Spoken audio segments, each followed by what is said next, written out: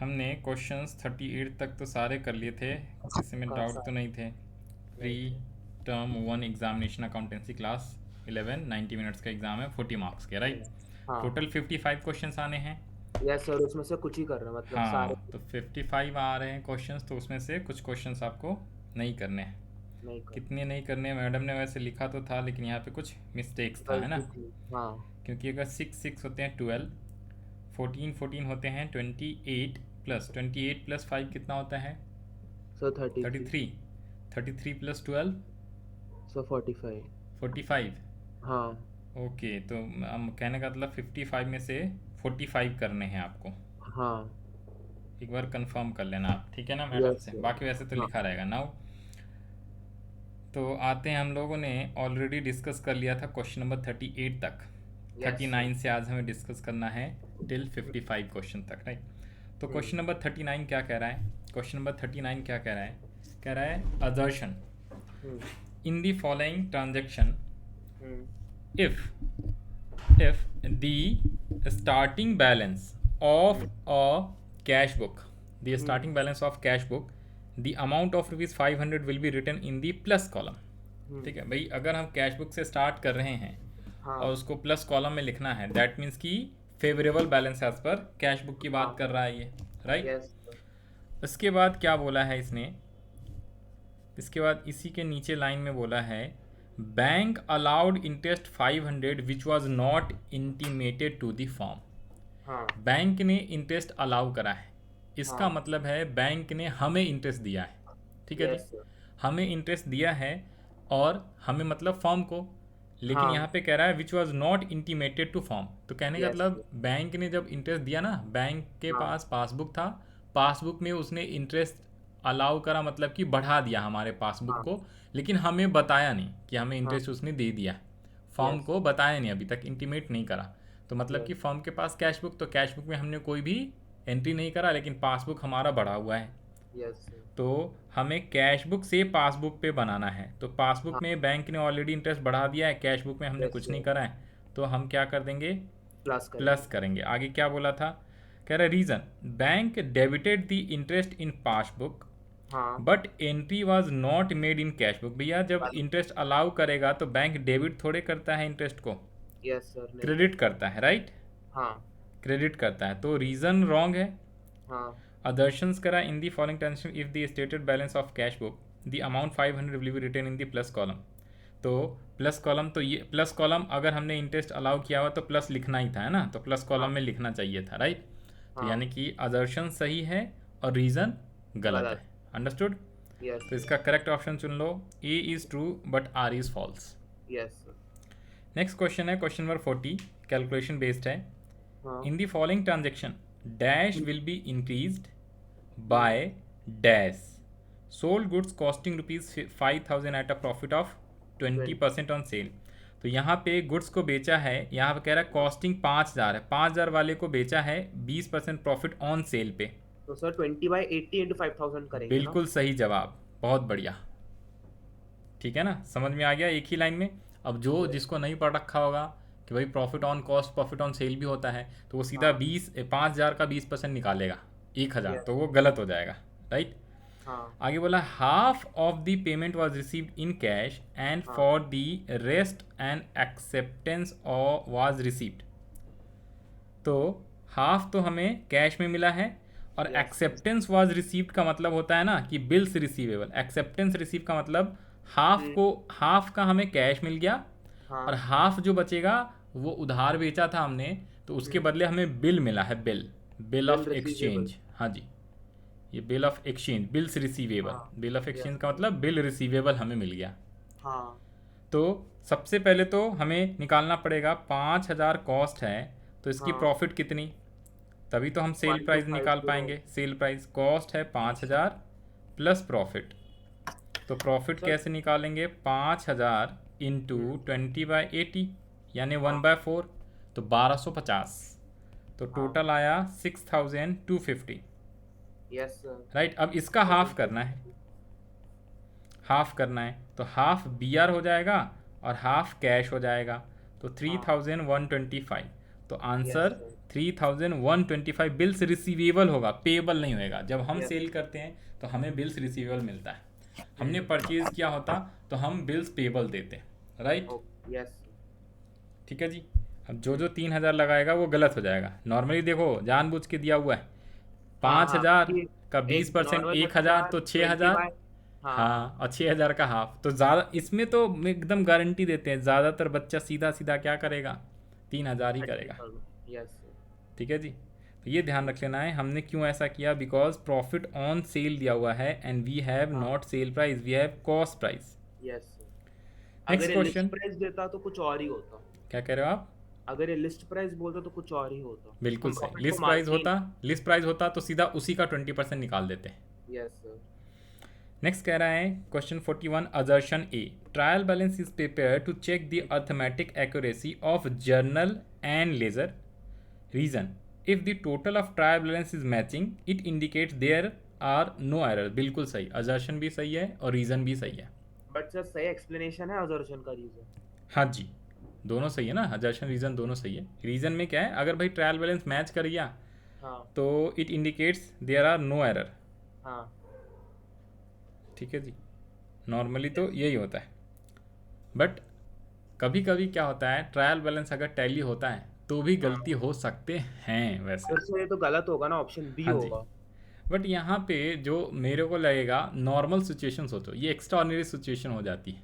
नहीं sir but हमारी school की मैडम टेढ़ी है। हाँ ठीक है, तो फिर यहाँ पे आप लिखना वैसे, if the total trial balance is matching it indicates there are no error, तो इसका आंसर आप लिखना रीज़न जो है वो गलत है। ठीक है, तो गलत नहीं है मतलब बस ये सही लिखना। है। हाँ जी, assertion is 100% correct, reason is not 100% correct, yes तो A is true but R is false, आप ये लगाना, this is the best answer, right। Yes sir इसके बाद कह रहा है salary outstanding is an example of dash account, बताया था। Lab four special item, sir वो sir personal green personal green से 4 स्पेशल आइटम जो होते हैं पर्सनल में, there are personal 3 types of personal account. Personal में 3 होते हैं फर्दर। आर्ट हाँ सबसे पहले अकाउंट्स को तो 2, पर्सनल और नॉन पर्सनल, रियल मतलब कि हाँ पर्सनल इम्पर्सनल है ना। तो इम्पर्सनल में 2 है, रियल नॉमिनल वो तो अलग ही है। रियल यस सारे assets except few assets, hmm nominal सारे एक्सपेंस एंड हम्म इनकम्स। ठीक है हाँ जी, yes expenses and incomes, losses and gains वो आते हम्म हैं नॉमिनल में। पर्सनल में नेम वाला, नेम वाला, तो हाँ नेम 3 टाइप के फर्दर पर्सनल को, आर्टिफिशियल पर्सनल, नेचुरल हाँ पर्सनल, रिप्रेजेंटेटिव, मतलब नेचुरल, आर्टिफिशियल, रिप्रेजेंटेटिव। नेचुरल मतलब by birth Ram Mohan Sohan Dinesh. Artificial जो इंसानों ने नाम दिया है, हाँ इंसानों ने नाम दिया है कंपनी का, बैंक का, है ना। तो यस इसीलिए बैंक एसेट्स है, but still bank is still personal account है। एसेट्स रियल होना चाहिए बट बैंक रियल नहीं होता, पर्सनल होता है नाम की वजह से। PNB bank, SBI bank, companies सारे आर्टिफिशियल है पर्सनल अकाउंट। और जो यस 4 स्पेशल आइटम है, 4 special item, outstanding expense, prepaid expense. Sir थोड़ा स्क्रीन थोड़ा सा कनेक्शन थोड़ा बुरा है बुरा आ रहा है कनेक्शन, वही तो थोड़ा पूछा था। थोड़ा सा बुरा है क्या? ओके रुको रुको, हाँ हाँ वही तो मैं उस समय पूछा था, कनेक्शन बुरा है। अभी थोड़ा ठीक हुआ? यस सर मैं अपना करता हूँ 2 मिनट दीजिए। नहीं नहीं, यहीं से दिक्कत है। अभी ठीक हुआ? ज़रा बताओ, इसको ठीक करते हैं। यस सर बस 1 मिनट दीजिए। हाँ जी, मैं कर- यहाँ से सेटिंग का थोड़ा सा वो होता है।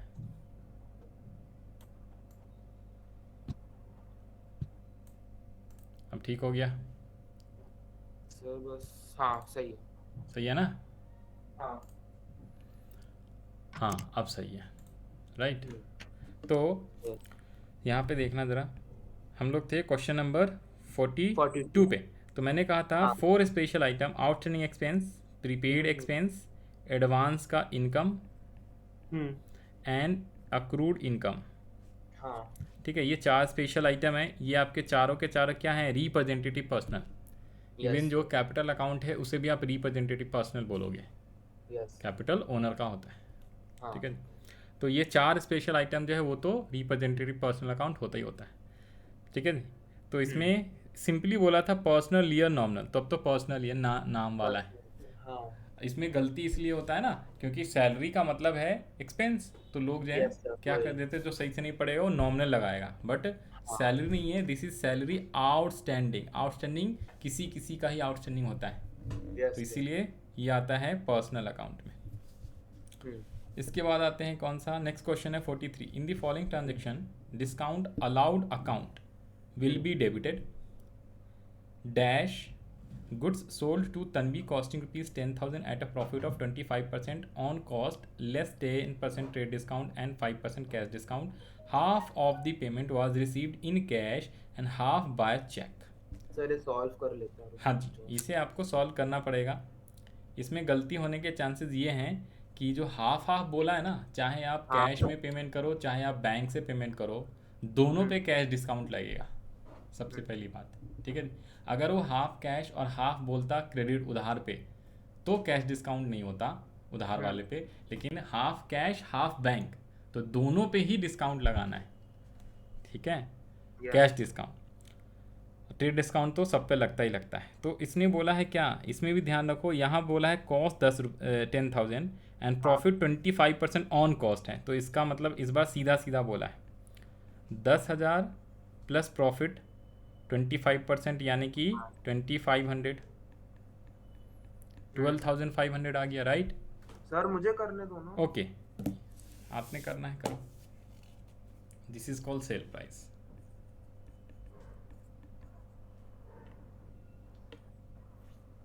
सर हम दोनों में अलग अलग लगाएंगे ना, 5%, 5%। दोनों में अलग अलग लगाओगे, इकट्ठा लगाओगे तो भी कोई फर्क नहीं पड़ेगा, सेम ही आएगा। सोचो, हाँ। है ना, 200 का 5% लगाओ या 200 को पहले 100 करो फिर 5-5% दोनों पे लगाओ तो भी एक ही बात है। हम्म। हाँ जी, करो जरा।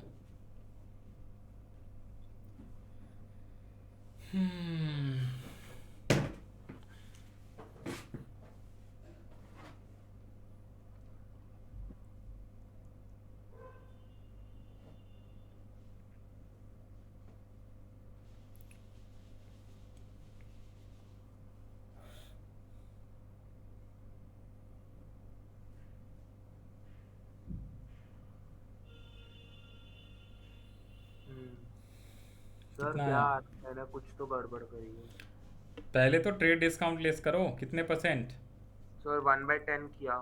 10%।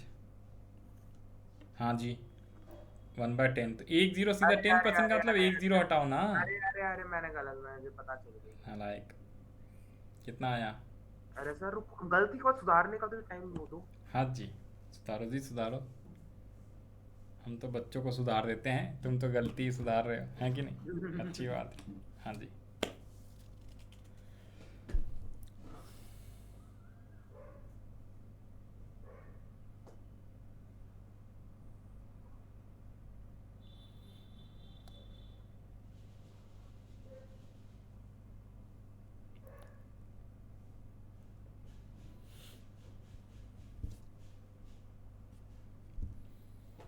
पानी की बोतल ले आएगा ना।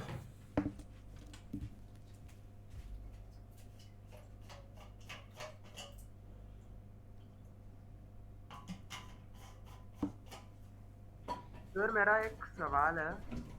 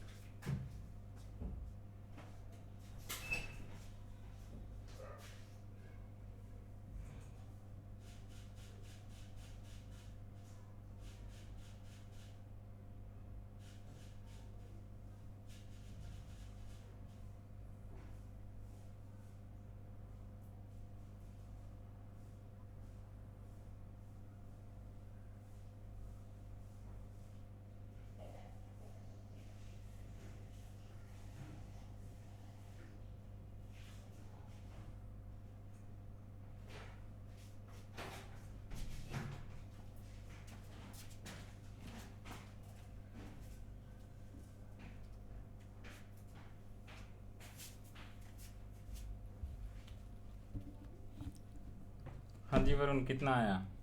सर मेरा आंसर 562.5 आया। 562.5, तो हाँ 562 वाला जो आंसर है वो करेक्ट है। सर, बट हम तो एक ऊपर करते हैं ना। अब ऑप्शन अगर नहीं रहेगा तो ज़बरदस्ती तुम्हें ऊपर कर देंगे, समझ रहे अच्छा, ठीक। हाँ हो? तो ये बात है। तो आपने कैसे कैसे निकाला? सर, पहले प्रॉफिट निकाला, उसको जोड़ा, फिर ट्रेड डिस्काउंट से जो निकाला सब्ट्रैक्ट किया, फिर जो कैश अमाउंट है उससे डिस्काउंट 5% लगा दिया। 5%, है ना? हम्म। तो यस। आ गया। चलो नेक्स्ट क्वेश्चन बताओ जी। डेबिट बैलेंस एज पर, अरे सर 44। तो यही हो जाता है। नेक्स्ट क्वेश्चन जो है 44, तो इसका आंसर जो है आपका होगा ऑप्शन बी। ऑप्शन ए हाँ यहाँ पे दिया हुआ था। 44 क्वेश्चन 44 कह रहा है the debit balance as per cash book. Debit हाँ बैलेंस है, कैश बुक है 5000, मतलब कि ये प्लस वाला है। A bill for rupees 2000, a bill for rupees 2000 discounted with the bank in June was dishonored on 20th August. Noting charges paid by bank were rupees 50. No information regarding dishonor was received by the firm. While preparing bank reconciliation statement, the dash balance as per passbook will be dash। तो बताओ, सबसे पहले हमने debit balance से start करा है cash book को, तो लास्ट में कौन सा बैलेंस एज पर पासबुक आएगा बताना। क्रेडिट। बिल्कुल सही। तो यानी कि ये ऑप्शन पहला और दूसरा ऑप्शन तो गलत है ना? बी यस और सर। सी में से लगाना है। हाँ। नाउ ये कह रहा था 5000 हमारा प्लस वाला है, हाँ। प्लस, ठीक है जी। हम्म। कैश बुक से पासबुक जा रहे हैं। इसने कहा हमने चेक जमा करा था वो डिसऑनर्ड हो गया। तो हाँ। डिसऑनर्ड हो जाता है जब, तो डिसऑनर्ड जो है बैंक ने करा, तो बैंक ने हाँ, हमारे पासबुक को घटा दिया होगा। घटा दिया होगा। बैंक ने हमारे पासबुक को घटा दिया कितने से? 2000 से। 2050, हाँ। क्योंकि 50 रुपये नोटिंग चार्जेस भी है, हाँ। राइट? यस। तो 2050 से उसने घटा दिया। हम्म। हम कैश बुक यहाँ पे थे, तो हमें क्या करना पड़ेगा, कैश बुक से पासबुक जाने के लिए सब्सट्रैक्ट। यस तो सर। 2050 घटाओगे तो 5000 सब्सट्रैक्टेड बाय 2050 इक्वल्स टू 2950। तो what will be the answer? 2950। ठीक है जी। कुछ बच्चा हाँ। तो डायरेक्टली यही लिख देगा 2050, तो 2050 थोड़ी लिखना है हमें, उसको तो लेस करके फिर जो यस। लास्ट में बैलेंस कितना बचा वो लिखेंगे ना। हम्म। तो यहाँ पे 202950, हम्म। तो हमारा करेक्ट ऑप्शन है बी। ठीक। ओके। ठीक है। इसके सर एक। बाद, हाँ जी, हाँ। नहीं नहीं, कुछ नहीं। इसके बाद नेक्स्ट क्वेश्चन है 45। हम्म। 45 कह रहा है क्या, from the following transaction calculate the total of sales return book. Total of sales return book हाँ। कैलकुलेट करना है। We need to calculate total of sales return book. Sales return में कौन कौन से आइटम जाते हैं? सिर्फ सेल्स रिटर्न, ठीक है ना? क्रेडिट वाले। हाँ। तो कह रहा है जुलाई 10 सोल्ड टू रवि हाँ। 20 tablets at rupees 1000, trade hmm. Discount 5%। Hmm. Trade discount 5%।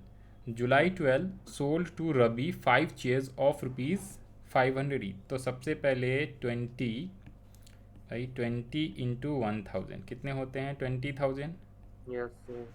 Minus T D hmm. 5% कितना हो गया? वो 1000, तो ये आ गया 19,000, राइट? हाँ। और 12 जुलाई को 5 चेयर्स हम्म। बेचा है यस। 500 ईच। हाँ। हाँ जी। तो ये तो हो गया 500 का। हाँ। तो ये तो भाई ये तो सेल किया हुआ है ना, तो हम्म। सेल वाला तो हमें कुछ करना ही नहीं है। हमें यस। तो मेनली रिटर्न का देखना है ना। सेल्स हाँ। रिटर्न बोला है, तो हमें तो मेनली रिटर्न का चेक करना है ना, यस सर। राइट ना? तो हमें रिटर्न का चेक करना है, तो हम क्या करेंगे, यहाँ पे बोला है इसने July 22 Ravi return 1 table and 1 chair. हाँ। ओ, अब इसमें ध्यान देने वाली बात ये है कि जो हम्म। आपका टेबल है ना उस पर हाँ। 5% का ट्रेड डिस्काउंट है, हाँ। और जो आपका चेयर है क्या उस पर कोई उसमें कुछ डिस्काउंट नहीं है। नहीं है। तो हम जब रिटर्न करेंगे तो हम हाँ। चेयर का प्राइस तो लिखेंगे 500, हाँ। चेयर का। लेकिन जो टेबल था, तो हाँ। टेबल, एक टेबल कितने का है? 1000 का। तो हाँ। 1000 ना लिख के उसके 5% उसको घटा दो तो 950। सर इसकी रीजनिंग क्या थी? ट्रेड डिस्काउंट है ना। सुनो, ये कह रहा है भाई एक टेबल कितने का है बताओ। सर एक टेबल 1000 का है। 1000 का है, 20 टेबल बेचा हमने, हम्म। उसको ट्रेड डिस्काउंट भी दिया है ना। हाँ ठीक है तो यार। 1000 की टेबल हमने 1000 में थोड़े दिया था, सेल किया था हमने। यस। उससे पैसे कितने लिए होंगे सेल के वक्त? हमने कहा भाई 1000 का टेबल है तो मेरे को 5% कम यानी 950 रुपये दे दियो एक टेबल हाँ का। ठीक है। अब 20 टेबल वो ले गया 950 के हिसाब से। हाँ अब उसमें से एक टेबल ख़राब है, उसने रिटर्न कर दिया, तो 950 आएगा ना मेरे पास। आएगा। टेबल का 950 रुपये सेल्स रिटर्न में एंट्री। और उसको रिफंड भी 950 में ही है। हाँ, और चेयर का कितना? 500। 500। उसमें कोई डिस्काउंट नहीं था, तो टोटल कितना यस। हो गया? 1450। 1450। तो सेल्स रिटर्न का टोटल कितना आएगा? 14,000 1000। 1450। ओके। यस। नेक्स्ट क्वेश्चन है, नेक्स्ट क्वेश्चन कह रहा है कितना? नेक्स्ट क्वेश्चन कह रहा है क्या?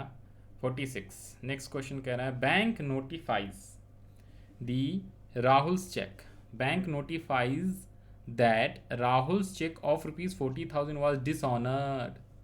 Bank charges 20 rupees on this check. Rahul's account will be dash and the amount written on credit side of cash book will be dash. तो जब डिसऑनर्ड किया हमने 40,000 का चेक, उसमें नोटिंग चार्जेस 20 है, तो 40,000 20 रुपये आएगा। 40,000 20 रुपये। ठीक है जी। और अगर यहाँ पे तुक्का भी लगाना है तो देखो, amount written on credit side of cash book, तो amount written on credit side of cash book, और कह रहा है Rahul's account will be what.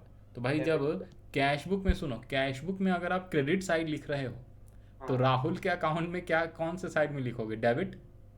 समझ रहे हो? है ना। लेज़र में उल्टा होता है। कैश अकाउंट है, कैश बुक है, यानी कि cash book just equivalent to cash account, right. हमें लेज़र बनाने की जरूरत नहीं।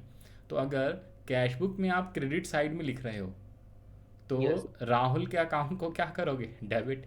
डेबिट करो। तो डेबिट, यहाँ पे राहुल को डेबिट, और अमाउंट हमने लिख दिया 40020। तो कौन सा ऑप्शन सही हो जाएगा? सी। बट सर ऐसा भी होता है ना, मतलब ये राहुल का चेक है, हम राहुल नहीं है, ये किसी और का चेक है। अरे डिसऑनर्ड की एंट्री, ये तो मैंने तुक्का बताया। नॉर्मली नहीं डिसऑनर्ड सर, की एंट्री क्या आप होती है? आप बता दो हम राहुल नहीं है, हाँ बिल्कुल। मुझे ठीक है। डाउट है। नहीं सर, ऐसा होता तो मान लो अगर हम राहुल नहीं है तो bank account debit to Rahul account, जब कुछ हम डिपॉजिट करते हैं चेक, यस, फिर डिसऑनर में उल्टा कर देते हैं ना। बिल्कुल सही। और अगर कुछ डिस्काउंट होते तो हम उसको भी उल्टा कर देते। बिल्कुल। वही है ना बस। हाँ जी, बिल्कुल बिल्कुल करेक्ट। ठीक है। ठीक है जी। तो ये हो गया आपका 46। 47 आ जाओ जी। Apoorva started a business on 1st April 2021 with cash rupees 1 lakh. At the beginning of the year, she took a loan of rupees 40,000 to buy goods worth rupees 70,000. हाँ। With the help of a marketing agency, goods worth rupees 10,000 were sold during the year. With the profit earned, she returned 10,000 against the loan taken. Calculate the external liabilities at the end of the year. A option यहाँ है, B C D. हाँ जी, अब इसको भी calculate थोड़ा करो, दिमाग लगाओ। कह रहा है स्टार्टिंग में हमारे पास कैश कितना है? सर कैश है 1 lakh. Assets equals to chapter 5 का है एक तरीके से, आप ये मानो लायबिलिटीज प्लस कैपिटल। ठीक है जी। तो कैश, कैश कितना स्टार्ट करा? 1 लाख। कैपिटल भी हमारी 1 लाख। हाँ। ठीक है जी। अब ये कह रहा है at the beginning she took a loan of rupees 40,000। 40,000 का लोन लिया। हाँ। 40,000 लोन, एक्सटर्नल की बात कर रहे हैं, राइट। Yes sir. अब इसने क्या किया है? To buy goods worth rupees 70,000। अब 70,000 का गुड्स बाय करा है। ठीक है जी। तो हमने बाय करा है 70 का, तो भाई हमने बाय करा और कैश दे दिया होगा। दे दिया होगा। लेकिन एक्सटर्नल लोन कितना है? अभी भी 40 ही है। 40। ये ध्यान रख लेना, ठीक है। With the help of marketing agency, goods worth rupees 10,000 were sold during the year. हमने गुड्स बेच दिया 10,000 के वर्थ का। With the profit on she return 10,000 against a loan taken. अब प्रॉफिट अर्न करा तो उसको वापस कर दिया 10,000, लोन जो लिया था हाँ वापस कर देगा, तो बचेगा कितना का लोन हमारे पास? 30,000। 30,000। तो सिंपल इसका आंसर है क्या? 30,000। ज़्यादा दिमाग नहीं लगाना। 40,000 का हमने लोन अगर लिया, आप बोलते हो ज्यादा दिमाग नहीं लगाना, ये क्या होता है? मतलब कि इसमें बहुत सारे कन्फ्यूज़न वाले पॉइंट दिए हुए हैं, तो बच्चा ये घूम जाएगा, पढ़ के ही घूम जाएगा किसको ऐड किसको प्लस करना है, समझ रहे हो?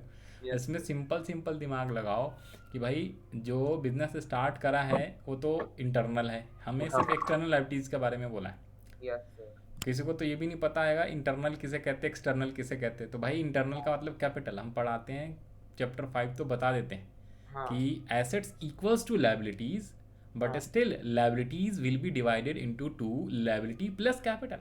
Yes sir. तो liability is known as external liability and capital is internal liability, जिसे हम इक्विटी भी बोलते हैं। Yes sir. तो यहाँ पे सिर्फ एक्सटर्नल लाइबिलिटी की बात बोला है, तो यानी कि टोटल लाइबिलिटी मत लेना। ओ, तो एक्सटर्नल लाइबिलिटी तो तो यानी हम कि बस देखेंगे कि एक्सटर्नल एबिलिटी को क्या क्या अफेक्ट कर रहा है, पूरा सॉल्व नहीं करेंगे। हाँ जी, सिर्फ तो उसने बोला कि calculate external liabilities at the हाँ एंड। तो भाई जो बिजनेस स्टार्ट करा कैश और कैपिटल, वो तो कैश हाँ कैपिटल है। और हाँ बिगनिंग में वो कह रहा है एक लोन लिया है 40,000 का। हाँ। अब बच्चे, एक तो यहाँ पे कई बच्चे कंफ्यूज हो जाते हैं कि साहब कह रहा 40,000 का लोन लिया हम्म। To buy goods worth ₹70। अरे सर 70,000 का गुड्स बाय करेंगे, 40,000 लोन लेंगे, तो बाकी पैसे कहाँ से? तो भैया बाकी वही। कैश में से दिए, और क्या, घर के दिए यस सर। जो हाँ। पहले थे। तो हमें बाकी का थोड़े करना है, हमने 40,000 एक्स्ट्रा लोन लिया है, दैट इज एक्सटर्नल, राइट। अब यस। उसने गुड्स को बेचा, 10,000 का प्रॉफिट कमाया, हाँ और उस प्रॉफिट में से 10,000 जो है लोन का पेमेंट कर दिया। शी रिटर्न हाँ 10,000 अगेंस्ट लोन, मतलब हाँ। 40,000 का लोन लिया था, उसमें से 10,000 वापस कर दिया, तो बचे यस। कितने हैं अभी भी लोन? 30,000। 30,000 का। Simple simple, right. Yes sir. तो yes option C is the sir. Correct ये आंसर। मार्केटिंग एजेंसी, ये प्रॉफिट, ये सब फालतू सब कुछ है। बेकार, वो घुमाने के लिए दिया। और बच्चा हम्म। तो इसी में पढ़ पढ़ के आधा मिनट तो पढ़ने में लगाएगा, 2 बार इसको 3 बार तो पहले पढ़ेगा, समझ नहीं आया, समझ नहीं आया, 3 बार पढ़ो, समझ रहे हो? तो फिर ये होता है जब भी बड़ा क्वेश्चन हो ना, तो अगर आपके पास टाइम ना हो तो आप हाँ क्या करोगे, सबसे पहले रिक्वायरमेंट ऑफ क्वेश्चन देखो कि क्वेश्चन में पूछा क्या है, हाँ। ठीक है, और फिर उसके बाद वो लाइन पढ़ो तो अपने आप आ जाएगा समझ में। हम्म। क्योंकि बड़े क्वेश्चन में समझो कि कहानी ज़्यादा दिया होगा। Yes sir. आगे कह रहा है the credit balance as per passbook. ओ, क्रेडिट बैलेंस है एज पर पासबुक, दैट यार is also known as favourable. आप ऊपर जाइए, 48 देखिए। नहीं नहीं, अच्छा वही देख रहे हैं। हाँ 48 थी है। तो credit balance as per passbook 10,000, हाँ। यानी कि पॉजिटिव की बात कर रहा है, प्लस वाला पॉजिटिव है। की बात है। A bill of rupees 10,000 was retired by the bank under a rebate of 200, but the hmm. full amount was credited in the cash book. Hmm. Sir हमने पासबुक है लेफ्ट हम्म। में और कैश बुक बनाया right में, yes sir. तो passbook में तो हमने एंट्री सही सही करा, हमने कोई रिटायरमेंट बिल का रिटायरमेंट करा है बैंक ने, रिटायरमेंट मतलब जमा सब्ट्रैक्ट हो रहा करा है ना। है, जमा नहीं रिटायरमेंट। मतलब जमा कहने का मतलब कि किसी ने चेक लिया तो हमने बैंक ने हमारे अकाउंट को घटाया, रिटायर करा, मतलब इशूड चेक इशूड जो करा था उसका पेमेंट करा बैंक ने, ठीक है। ठीक है, रिटायर्ड इशूड पेमेंट, हम्म। रिटायर मतलब पेमेंट, ठीक है जी। तो यस सर। बैंक ने पेमेंट करा है कितना, कह रहा है बैंक ने 10,000 का पेमेंट करा, उसमें से 200 हाँ रुपये अंडर अ रिबेट है, हाँ। ठीक है, मतलब कि सिर्फ 9,800 का पेमेंट किया। Yes sir. But full amount was credited in cash book, लेकिन कैश बुक में हमने कितना लिख दिया, 10,000, 10,000। तो सिर्फ 200 का ही डिफरेंस है, यस सर, तो तो डेबिट 200 से 200। माइनस करना है, नहीं। हाँ, 200 को माइनस करना है। ठीक है, क्योंकि हमें पासबुक से कैश बुक की तरफ जाना है, तो 200 माइनस करना है। हम्म। Okay, while preparing bank reconciliation statement the dash balance as per cash book will be dash, यानी कि लास्ट में कितना बैलेंस है ये पूछा है। हम्म। हाँ जी, तो हमने 10,000 तो प्लस में लिखा था और 200 रुपये माइनस करना है, हाँ। तो कितना आ गया, 9,800। तो और और बैलेंस हमें तो एज पर कैश बुक, कौन सा balance as per cash book होगा? डेबिट होगा। यस, स्टार्टिंग में क्रेडिट है, तो यहाँ पे debit balance as per cash book 9,800। कहाँ दिया हुआ? Option A is the correct answer, यहाँ पे था ऑप्शन ए। अच्छा, तो हम लोग गलती से डेबिट 200। Okay okay. है ना, गलती से कोई डेबिट 200 भी लिख सकता है, हाँ। क्योंकि एंड में पूछा है ना, लास्ट में, द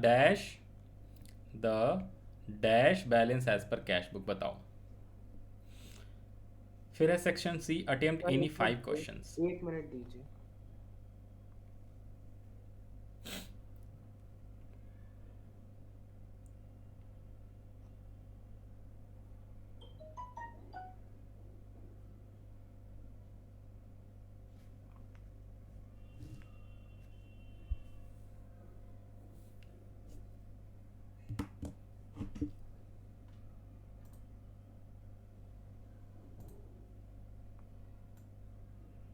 यस सर। हाँ जी, हाँ आया। हाँ हाँ।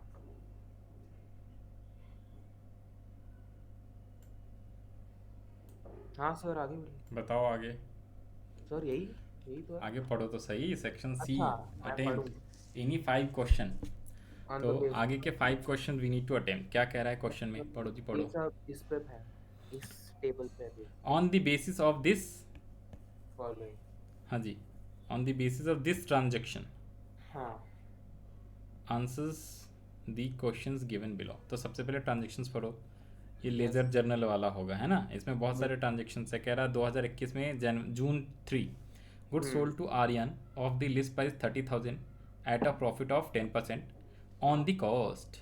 ओ, सर ऑन हमें दी पहले क्वेश्चन से कॉस्ट करना ट्रेड चाहिए ना। डिस्काउंट 10%। हाँ जी।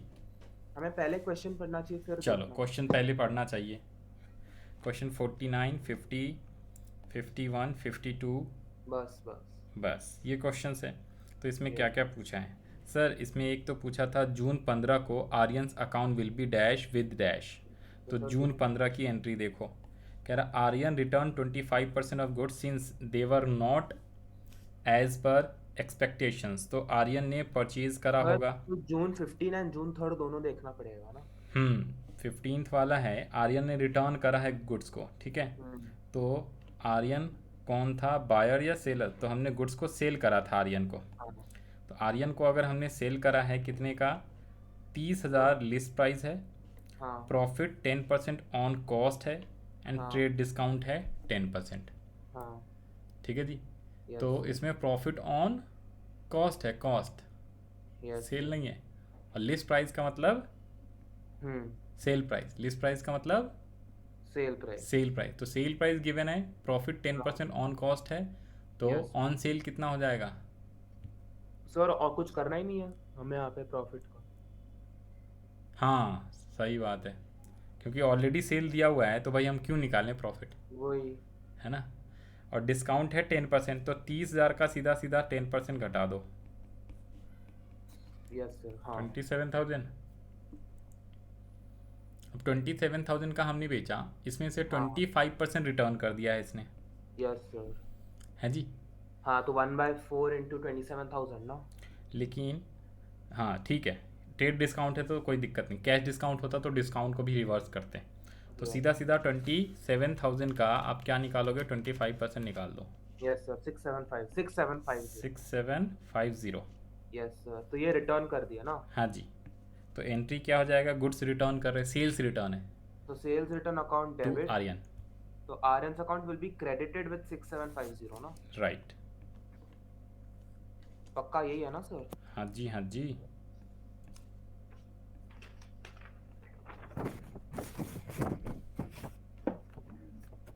अगला। नेक्स्ट कह रहा है on June 20 the following entry will be pass. June 20 को क्या बोला है? जून अरे 20 सामने। The order placed by Sania was executed. कौन सा ऑर्डर? तो सानिया ने ऑर्डर दिया था, सानिया का ऑर्डर ऊपर देखो ज़रा। सर जून 8 एंड जून 20 है।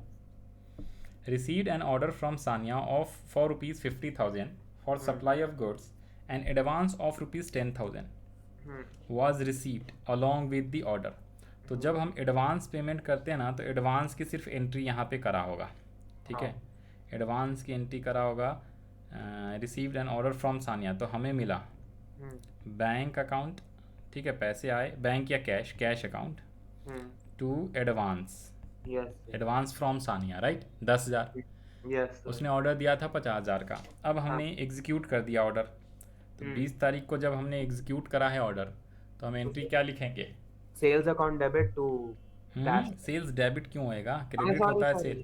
Cash account debit to cell.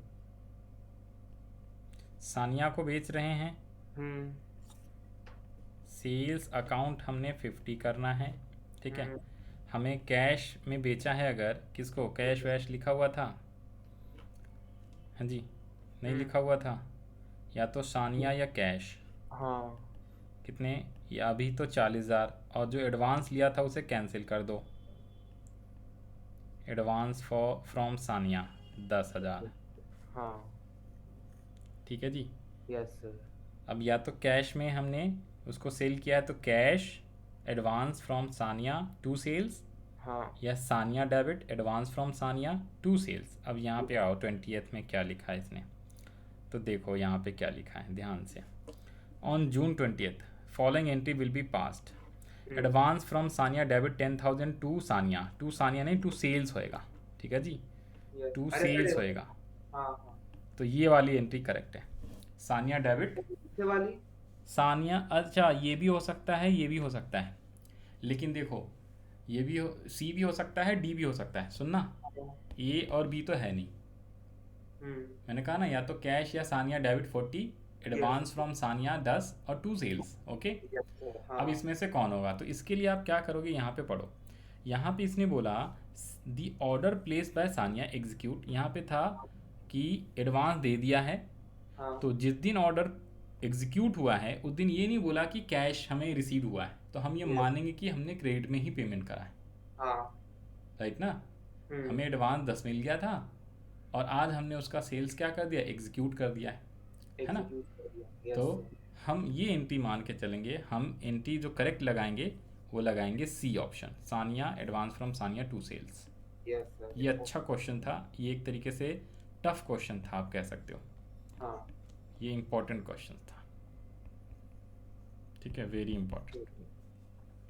51 कह रहा है क्या, the total amount of cash discount receive from Vijay on 17th June, तो 17th जून को paid 30,500 to Vijay in full settlement of his account, तो विजय से हमने कितने रुपए लिए थे, एक सेकेंड देना, हेलो, हाँ जी भैया,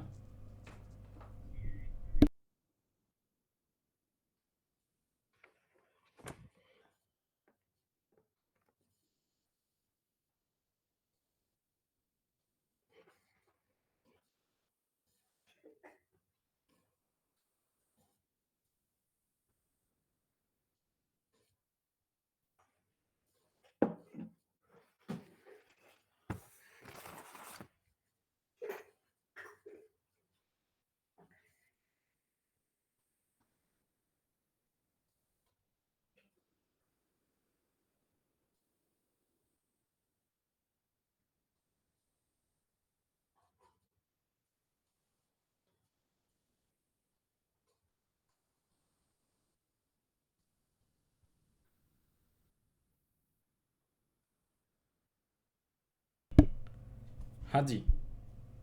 यस सर हाँ तो विजय का देखो ज़रा ऊपर में, विजय सर से हमें जून लेने कितने थे पैसे, जून 10th और जून 7th हाँ जी, जून 5th जून 10th और जून यस, 7th को हुआ था सर अच्छा, तो सर तो हाँ यहाँ पे इसे मिटाओ ज़रा, यहाँ पे देखो आप, हम्म, इसने 17th में 30,500 दिया फुल सेटलमेंट। हाँ अब सबसे पहले तो हम देखेंगे Vijay, purchase goods from Vijay, hmm, ठीक है जी, list price 60 at a trade discount of 10%, तो on sir behalf of Vijay paid hmm, 20,000 to Sanjay Vijay creditors, तो मतलब कि हमने विजय से सामान खरीदा 60,000 का, हाँ माइनस ट्रेड डिस्काउंट 6,000 10%, तो 54 54,000 का हमें उसको पेमेंट करना था। हाँ हमने उसे ऑलरेडी 20,000 दे दिया है, यस हमने सर दिया संजय को, ये बट ऐसा ऑन बिहाफ ऑफ विजय दिया। बट ऐसा ऐसा कर सकते हैं हाँ सर हाँ बिल्कुल, विजय ने बोला भाई मेरे को कैश ना दे के उसके दे दे, तो ठीक हमने 20,000 रुपये दे दिए, हाँ तो बच कितने गए हैं, 34 34 में से हमने उसको दिए कितने, 35, तो हाँ डिस्काउंट कितना मिला, 3500 3,500, राइट। अब आ यस जाओ जी, तो यहाँ पे कह रहा था hmm total amount of cash discount hmm 3,500 yes sir for June 28th transaction Rajesh account will be credited with June 28 purchase goods rupees 20,000 from Rajesh and paid cartage of rupees 100 recoverable from Rajesh. तो हमने goods purchase करा है राजेश से, ठीक है जी, 20,000 का goods purchase करा। Yes sir. और हमने कार्टेज, भाई कार्टेज का मतलब भाई जो ठेली वाले हाँ किराए जो दिए हैं, है ना, तो हमने परचेज करा है। तो entry purchase account debit to Rajesh, ठीक है जी। अब ये कह रहा था 100 रुपये हमने और भी पे करा कैश, लेकिन वो जो 100 रुपये हैं जो पे करा है कैश हमने ठेली वाले को, वो पैसा बेसिकली कौन देगा? राजेश देगा, मतलब हम राजेश से रिकवर करेंगे, राइट। तो हम एग्जैक्टली यहाँ पे क्या लिख लेंगे? परचेज तो हमने करा है 20,000 का राजेश से, और हम यहाँ पे लिखते हैं अगर हमने किसी को पे करा है कैश, ठीक है, कितने रुपीज़? 100 रुपये, है ना। तो हमने जो 100 रुपये परचेज करे हैं, पे करे हैं कार्टेज के, ठीक है, तो ये कार्टेज किसका है? मेरा नहीं। एक तरीके से ये कार्टेज कौन पे करेगा? राजेश, ठीक है ना।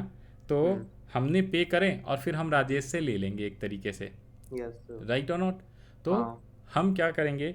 हमें परचेज में कितनी एंट्री लिखनी पड़ेगी? 20,000 रुपये, 20,000 रुपये, ठीक है। तो दिस एंट्री विल बी 20,000 रुपये। Yes. On the basis of the transactions given below, answer the following questions. Number 2.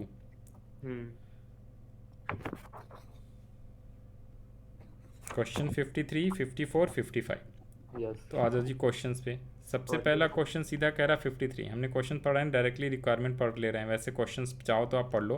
कह रहा on the basis of transactions are given below, answer the following. Transaction 2001 March 1, opening balance cash, bank overdraft, paid electricity charges 5,000, March purchase goods costing rupees 10,000 from Amar Enterprises at a discount of 10% trade discount. Goods sold to Sahil Brothers costing इतने rupees trade discount. Purchase from this return भी करा है, withdrawal करा है, goods sold करा है, depreciation लगाया है। अब यहाँ पे देखो क्या बोला है, पढ़ो ज़रा।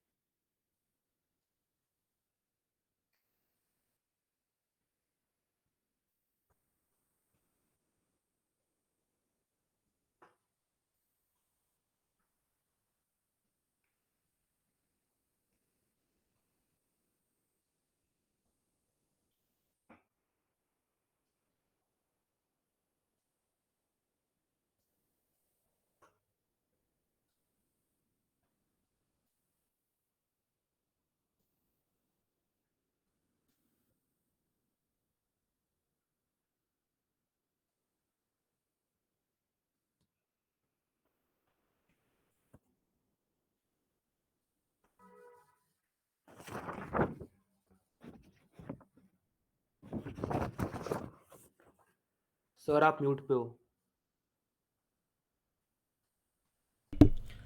हाँ जी, कौन सा आंसर आया बताओ? पढ़ा आपने? What is the cash balance at the end of the month? ये सर इन्होंने जो भी मेरे ट्रांजैक्शंस दिए हैं, इन्होंने कुछ स्पेसिफाई नहीं किया। अगर उसने बैंक से दिया, कैश से दिया, तो मैं सारे कैश अज्यूम करके चलूं? एक सेकेंड, क्वेश्चन तो पढ़ लें। What is the cash balance at the end of the month? What is the total purchase return book at the end, and sales book. इसमें हमें 3 बुक बनानी है। देखो ये ना चैप्टर नंबर कौन सा है? कैश बुक के बाद वाला जो सब्सिडी बुक है, सब्सिडी बुक वाला चैप्टर कौन सा था? 13 था। हाँ। पक्का? नहीं नहीं, पक्का नहीं। 9th तो था लेजर का, 10th था कैश बुक का। 9 हाँ 11 ही होगा। 13 BRS था, 11 ही होगा। 13 BRS था, हाँ 14 12 जो था आपका GST था, तो 11th नंबर था चैप्टर। हाँ 11th नंबर, ठीक है जी। अदर सब्सिडी बुक्स का है। तो हमें 3 बुक बनानी है, कैश बुक, सेल्स बुक और purchase return book. Cash book, sales book, purchase return book. तो इसमें सारे ट्रांजेक्शन मिला के दिया हुआ था, तो इसने बोला सिंपल सिंपल आपको प्लस माइनस कर दो। देखो कैश बैलेंस कितना है 50,000 हाँ प्लस का पेड इलेक्ट्रिसिटी चार्जेस तो -5,000 पेड किया तो कैश गया होगा। Yes sir. कह रहा purchase goods costing rupees 10,000 from Amar enterprises तो ये उधार वाला है, क्रेडिट परचेज बुक में आएगा। हाँ फिर कह रहा है sold goods to Sahil brother costing rupees इतने इतने ट्रेड 10% ट्रेड डिस्काउंट ये सेल्स बुक में आएगा। कैश बोला नहीं है तो सेल्स। एक मिनट हाँ जी बोलो। सर, परचेज कंप्यूटर क्या होगा? परचेज कंप्यूटर वर्थ ₹35 तो ये बेसिकली किस में जाएगा, नेम नहीं दिया हुआ है तो हम मानेंगे ये कैश, और परचेज है तो कंप्यूटर किया है ना एसेट, तो ये तो परचेज बुक में आएगा नहीं, तो कैश में आता, नहीं तो जर्नल प्रॉपर, तो कैश में आएगा क्योंकि हमने कैश में पे किया होगा एक तरीके से। यस सर, हमें कैश बैलेंस जानना है तो हम सब्ट्रैक्ट करेंगे, ठीक है। हाँ जी। फिर कह रहा है क्या 23 March return outward total 20% of goods return भी नहीं outward sales return sales return नहीं आएगा। Withdraw from bank business for personal use 1500 minus हाँ। कैश पर्सनल यूज़ ड्राइंग्स कर लिया इसने। Hmm. Sold goods 5,000 plus 5,000 yes कुछ नहीं है तो कैश बेचा। Depreciation charge this is non cash expenses journal proper. Yes. तो टोटल कितना आ गया कैश बुक का 13,500। 5 5 कैंसिल 35 36,500 15 13,500। Yes sir. तो कितना आंसर है D 13,500 13,500। What is the total purchase return book purchase return book right हमने परचेज रिटर्न करा था क्या रिटर्न आउटवर्ड ये सेल्स रिटर्न कैसे लिख दिया भाई ये परचेज रिटर्न है सॉरी दिस इज परचेज कह रहा है 20% ऑफ गुड्स रिटर्न आउटवर्ड मतलब बाहर गया यानी परचेज रिटर्न जो हमने परचेज करके लाया उसे रिटर्न आउटवर्ड करा परचेज क्या क्या करा है चेक करो परचेज जो हमने करा है हमने अभी तक कितने परचेज करे तो सर हमने एक तो परचेज करा है गुड्स 10,000 का डी होगा आंसर इस पे 10% डिस्काउंट है तो 9,000 का गुड्स परचेज करा सेल करा है परचेज कंप्यूटर नहीं आना तो 9,000 का 20% कितना होता है सर 1800 1800 है answer 1800 correct option 1800। What is the total of sales book at the end of the month sales book total यानी सेल कितना करा है चेक तो हमने सेल जो करा है एक तो good sold to Sahil brothers 3200 10% trade discount तो 32 माइनस 10% कितने हो गए तो 320 माइनस 320 2880 2780 नहीं 2880 हाँ 2880 राइट 2880। इसके बाद और कुछ कह रहा है सोल्ड गुड्स 5,000 का प्लस 5,000 और है ना अरे हाँ यस तो टोटल कितना आ गया 7880 yes sir B option oh B option आ गया सुनने आ तो गया। These are the questions 1 marker question MCQ questions ठीक है जी यस तो इसी टाइप से एग्ज़ाम में आना चाहिए आपके उसमें क्या पता कहीं यही आ जाए है ना तो यस सर बट अगर ऐसा नहीं आएगा तो ऑलमोस्ट जो है इस टाइप से रिलेटेड कई सारे क्वेश्चंस आएंगे राइट यस सर आज हाँ जी तो बताओ फटाफट आप लोग एक डॉग खोल सकते हैं क्या अपने इसमें? हाँ जी बिल्कुल बताओ हाँ मैं आपको अभी व्हाट्सएप पे भेज रहा हूँ। हाँ जी व्हाट्सएप पे भेजो आप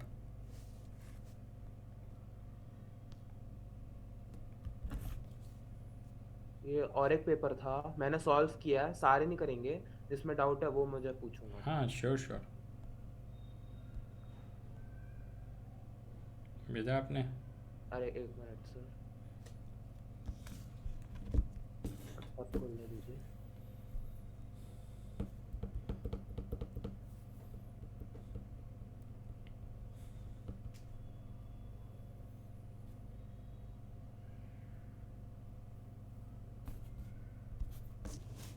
सर मिला हाँ अब आया ना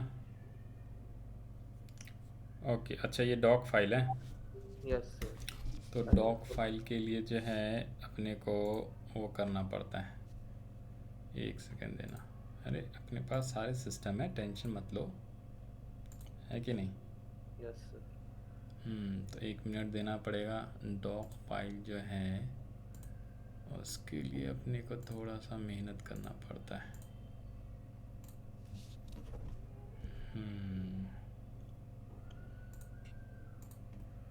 हाँ जी, एक सेकंड। मेरे वरुण, ओके, एंड दिस। तो ये है आपका फाइल, राइट। तो यहाँ पे आ जाओ जी वरुण, आपका फाइल जो है यहाँ पे आया अपने पास।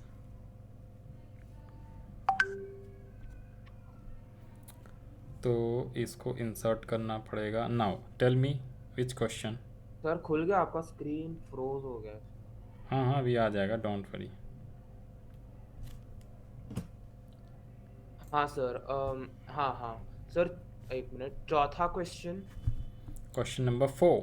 हाँ this is another sample paper. हाँ अच्छा, तो फिर तो भाई ये दोनों तीनों करके जाओ जो भी सैम्पल पेपर मैडम ने दिया है। दिल्ली पब्लिक हाँ स्कूल, आर के पुरम, क्लास 11। हाँ जी, हम्म, इसमें कौन सा डाउट है बताओ। 4th question sir. Question number 4। हम्म, इसमें भी सेम लिखा हुआ है क्या मैडम ने? वो वाला कितने क्वेश्चन, अच्छा इसमें ठीक से लिखा हुआ है। ये वाला बढ़िया लग रहा है, ये पेपर लग रहा है कि हाँ ये पेपर है।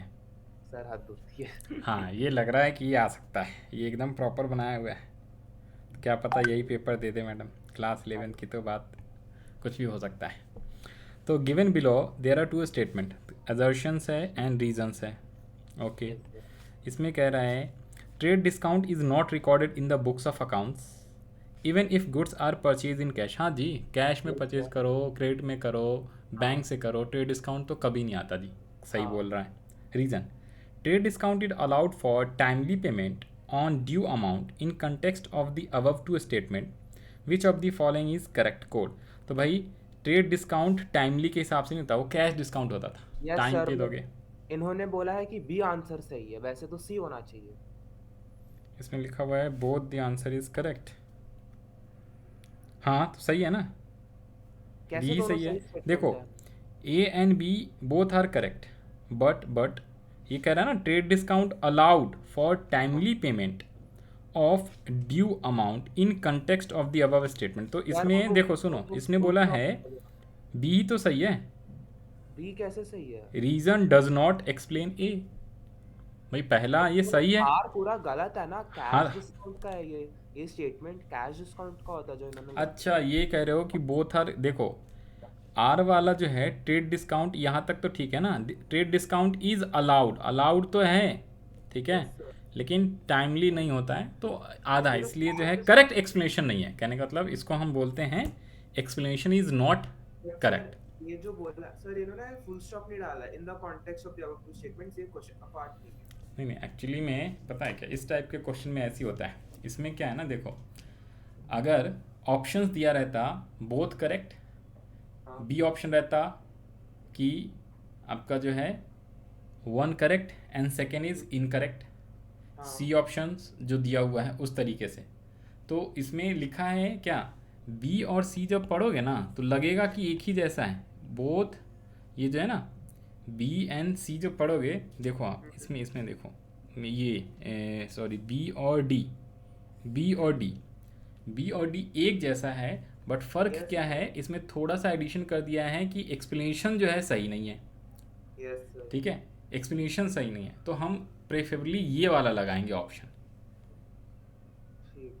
ठीक है, इस हिसाब से लगाएंगे। ये अजर्शंस और इस वाले में यही चीज़ थोड़ा सा कन्फ्यूज़न होता है बच्चों को, और कोई दिक्कत नहीं। और हाँ जी, yes sir. Sir fifth question. Fifth, yes sir. given below 2 statements, one labeled as assertion and the other labeled as reason। assertion और reason पढ़ो ना सीधा सीधा। expenditure of revenue nature that gives benefit for more than one accounting period। सरासर गलत बोला है, सिर्फ वन रिवेन्यू एक्सपेंडिचर 1 साल के लिए ही होता है। रिवेन्यू नेचर का जो होता है विद इन 1 ईयर का होता है, कैपिटल नेचर वाला मोर देन 1 ईयर होता है। हमने मशीन खरीदा कैपिटल नेचर का एक्सपेंडिचर है। मशीन खरीदते हैं तो 1 साल 2 साल 4 साल 5 साल कई सालों तक फ़ायदा मिलेगा। हाँ इलेक्ट्रिसिटी का बिल पे करा सिर्फ 1 महीने का विद इन द ईयर, 1 साल वाला विद इन द ईयर। तो Yes. पहला तो गलत है। Reason, a revenue expenditure the benefit of which will accrue in more than one financial year and will be written off in the same manner in more than one accounting period is called the deferred revenue expenditure। तो ये वाला सही लग रहा है आपका कि अगर कोई रिवेन्यू एक्सपेंडिचर है, ठीक है, हाँ the benefit of will accrue more than one year. अगर मान लो कोई रिवेन्यू नेचर का एक्सपेंडिचर हमने करा जिससे बेनिफिट अगर एक साल से ज़्यादा तक मिलेगा, तो वो हाँ एक्सेप्शन वही आपका डेफर्ड रेवेन्यू एक्सपेंडिचर होता है। एडवर्टीजमेंट, ह्यूज एडवर्टीजमेंट कराया, उससे यस बेनिफिट कई सालों तक मिलेगा, है वो रेवेन्यू नेचर का है, तो इसलिए हाँ उसको डेफर्ड रेवेन्यू बोलते हैं। और उसका हाँ जितने अमाउंट इस साल हुआ उतना इस साल में डालेंगे, जितना अमाउंट अगले साल हुआ उसका अगले साल में, तो ईयरली प्रोपोर्शनेट कर लेते हैं। तो ये तो सही है। दोबारा ये लाइन पूरी पढ़ लो, मैंने पढ़ा नहीं। Revenue expenditure that gives benefit for more than one accounting period is categorize as deferred revenue expenditure. हाँ, ये पूरा लाइन पढ़ा ना हमने, तो ये भी लाइन मेरे को अब सही लग रहा है। हाँ जी, क्योंकि आधा लाइन ही हमने पढ़ा था ना, डेफर्ड आ गया ना, क्योंकि भाई रिवेन्यू एक्सपेंडिचर जो है अगर उससे बेनिफिट एक साल से ज़्यादा मिलेगा तो हाँ उसको हम कैटेगराइज करते हैं डेफर्ड रेवेन्यू एक्सपेंडिचर में। अदरवाइज नॉर्मली हाँ रेवेन्यू एक्सपेंडिचर लिखा रहेगा तो इसका मतलब है क्या, वो एक साल से कम वाला ही क्या होता है, बेनिफिट मिलता है। बेनिफिट तो यानी कि अजर्शन सही है और रीज़न भी इसका सही है। तो इसमें ऑप्शन ए होना चाहिए। ए होना चाहिए। और एक मिनट सर।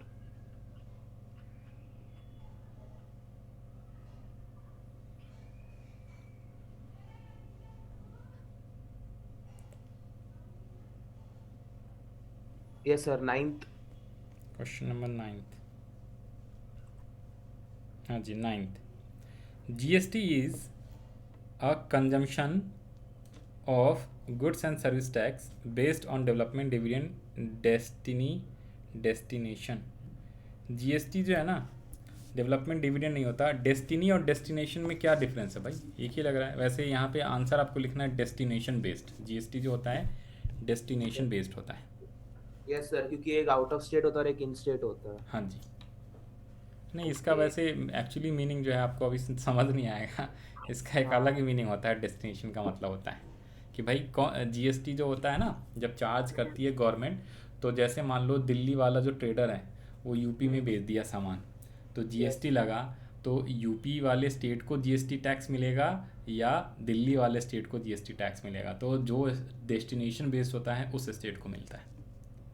इसका ये कंसेप्ट होता है मेनली। खैर यहाँ पे कोई तो दिक्कत दिल्ली वाले वाली को बात, कुछ भी नहीं मिलेगा फिर? वो बाद में, वो टैक्स के बारे में मत ही पूछो, ठीक है। वो जो टैक्स सेंट्रल गवर्नमेंट लेती है ना, वो हाँ सेंट्रल गवर्नमेंट टैक्स जो है ऑलमोस्ट जो है 52% 56% के अराउंड जो है वो बांट देती है सभी स्टेट्स में प्रोपोर्शन, और कुछ परसेंटेज अपने पास रखती है। तो ये अच्छा। सब चीज़ें ये आउट ऑफ सिलेबस है आपका, ये मत ही पूछो, ठीक है। तो ऐसा नहीं है कि जो सेंट्रल गवर्नमेंट लेती है वो सारा सेंट्रल गवर्नमेंट रख लेती है। कुछ यस। स्टेट्स ऐसे होते हैं जो सिर्फ स्टेट गवर्नमेंट खुद ही चार्ज करती है, तो सारा उसी के पास रहता है।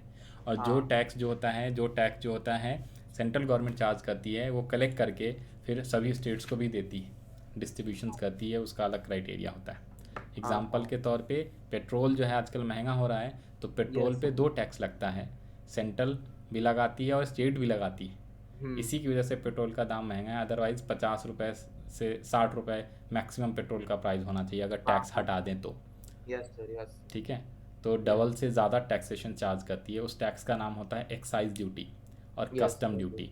तो एक्साइज ड्यूटी, कस्टम ड्यूटी, ये 2 टैक्स हैं। तो एक्साइज तो हट गया है, तो एक्साइज ना कह के एक होता है वैट। वैट जो है वो स्टेट गवर्नमेंट चार्ज करती है, और कस्टम जो है वो सेंट्रल गवर्नमेंट चार्ज करती है। कस्टम का मतलब होता है अगर हम इंपोर्ट करके लाते हैं कोई भी सामान, तो उस पर ड्यूटी कस्टम लगती चार्ज है। लगती है, वो सेंट्रल गवर्नमेंट के अंदर आता है, सेंट्रल गवर्नमेंट चार्ज करती है। और हाँ स्टेट वैट हट गया है, बट स्टिल कुछ प्रोडक्ट्स पे अभी भी वैट है। अब वैट की जगह जीएसटी आ गया है, बट यस सर। हाँ वैट का रेट जो है पुराने के हिसाब से लगा रहे हैं, क्योंकि उस पर वैट ज़्यादा रेट से चार्ज कर रहे हैं, तो ज़्यादा टैक्स कलेक्शन हो रही।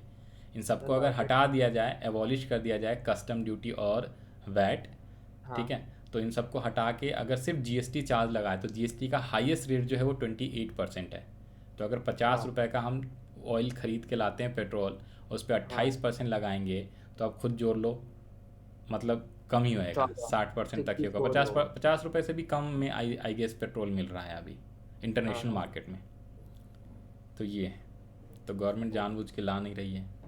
अब कभी इलेक्शन होगा तो क्या पता ला दे, अलग बात हाँ, तब है। लाएंगे गवर्नमेंट तो तब भैया लाएंगे। ऐसी है, टैक्स के थ्रू पैसे सिर्फ कह रही है कि कुछ नहीं है देश के पास, पैसे दो पब्लिक को वो करके, और टैक्स चार्ज करिए। भाई टैक्स कम चार्ज करो ना, अदर कंट्रीज़ भी हैं, यूएई में जाओ सिर्फ हाँ 5% वैट देना है, इनकम टैक्स नील है। यस यस इंसान हाँ यहाँ पे भैया 100 रुपये कमाता है तो समझो 50 रुपये तो आप सरकार को दे रहे हो, आपको पता नहीं है, लेकिन आप दे यस। रहे हो।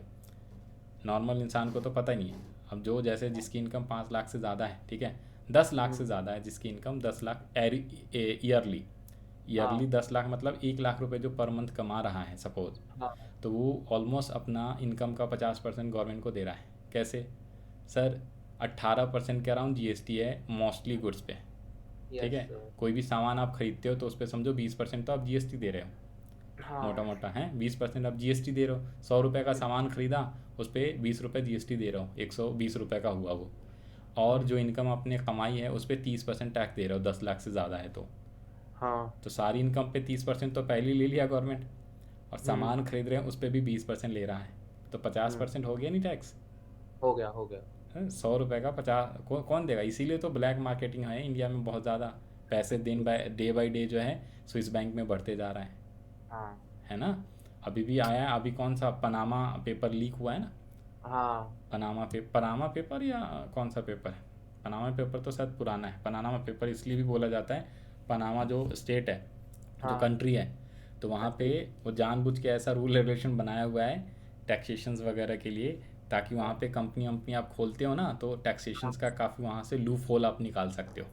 तो वहाँ ओके। पे कंपनी बनाओ आप, ठीक है, और हाँ यहाँ की इनकम वहाँ पे दिखाओ, वहाँ की इनकम यहाँ दिखाओ, पैसे ट्रांसफ़र करके वो जो मनी लॉन्ड्रिंग जो होती है, मोस्ट हाँ ऑफ हाँ दी जो कंपनीज़ है वो पनामा कंट्री का कंपनी है, हम्म। ठीक है। तो वो करा के ट्रांजैक्शन दिखा के फेक वगैरह और मनी लॉन्ड्रिंग करते हैं, इस हिसाब से जो बड़े लोग होते हैं जो करते हैं इलीगल काम करते हैं जो, तो यस। उसमें बहुतों का नाम अभी आया है। गवर्नमेंट दे नहीं रही है, पब्लिक को बताए तो सही। हाँ बस। खैर उन सब में जाने दो, हम लोग पॉलिटिकल बात नहीं करेंगे, हैं जी हमारी क्लास। Sir 11वां question. तो ऐसी है मैं एक गवर्नमेंट की बात करने का नहीं कर रहा, सभी गवर्नमेंट ये करती है यार, जो पावर में रहती है, जो भाई अपोजिशन में रहेगा वो कहेगा हम आएंगे तो हम सारी चीज़ें ठीक करेंगे, फिर वो जब वो पावर में आ जाएगी तो वो भी कुछ नहीं करती, वो फिर यस। वो दूसरा अपोजिशन चला जाएगा, वो ऐसे ही कहते हैं जनता को, बस ऐसे ही बनाए जा रहे हैं। अब बोलो नेक्स्ट क्वेश्चन बोलो। हाँ sir 11th। 11th, a check received from our debtor endorses to creditor in settlement हाँ of dues, these transactions will be recorded in। हाँ जी, तो जब सर ये हम एंडोर्समेंट जब वाली हम एंट्री थोड़ा सा समझा हाँ दीजिए। जी, ये एक्चुअली ये चैप्टर अभी हम जो पढ़ेंगे ना 17 उसमें है। जैसे मान लो मैं हूँ ए, है जी, हाँ मेरे को किसी से चेक मिला, राम से मुझे चेक मिला, यस। तो मैं इस चेक को बैंक में जमा कराऊंगा। हाँ मैंने बैंक में नहीं जमा कराया, मैंने इस चेक को सीधा सीधा क्या कर दिया, किसी राम को दे। तीसरे पर्सन को दे दिया। हाँ इधर से चेक लिया और इंडोज करके तीसरे को दे दिया, हाँ ठीक है जी।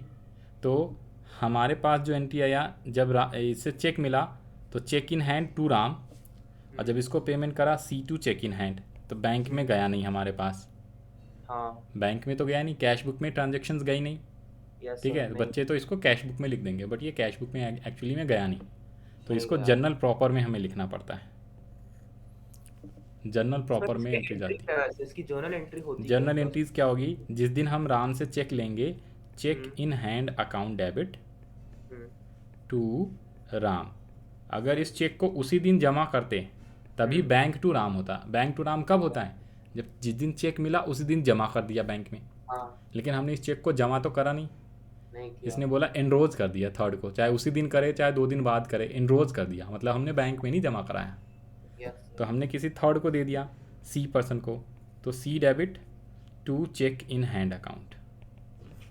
तो कैश बैंक का आया नहीं, सेल परचेज है नहीं, रिटर्न है नहीं, तो ना तो कैश बुक में गया, ना सेल्स बुक में, ना परचेज बुक में, ना सेल्स रिटर्न, ना हाँ परचेज रिटर्न, तो ये कहाँ पे जाएगी यस। Entry, journal proper. दोनों एंट्री जर्नल प्रॉपर में लिखनी पड़ती है, हाँ। तो correct answer B journal proper. Hmm. Next बताओ। यस सर, एक मिनट सर। 20। पानी की बोतल कहाँ रख दी भाई?